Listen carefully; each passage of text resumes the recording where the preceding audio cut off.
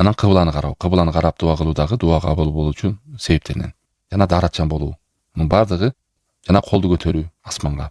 Эки колду көтөрүп, жана Аллах Таала мактоолорду саналарды айтуу. Мисалы, Алхамдулиллахи роббил аламин деп айтуу да Аллахка мактоо да. Аллахка мактоо деген ушундай. Анан барып Аллахумма солли аля Мухаммад ва аля али Мухаммад дегенче саллаллаху алейхи ва саллям деп пайгамбарга салам салаваттарды айтып, андан кийин Аллахумма гфирли вархамни, Аллахтан менин күнөөмдү кечир деп көп сурап, Аллахым тобо кылдым сага, жалынып жалбарам, билгенимне да, билбегенине дагы, менин күнөөлөрүмдү ашкересин дагы, ичкисин дагы, сырткысын дагы, атайлап кылганымды, байкой кылганымды, бүт күнөөлөрүмдү Аллахым кечирим сурайм. Сен алдыңда отурам, жалынып жалбарып турам. Сен ырайымдысың, сен мээримдүүсүң деп Аллахтын ысым сыпаттарын айтыңыз.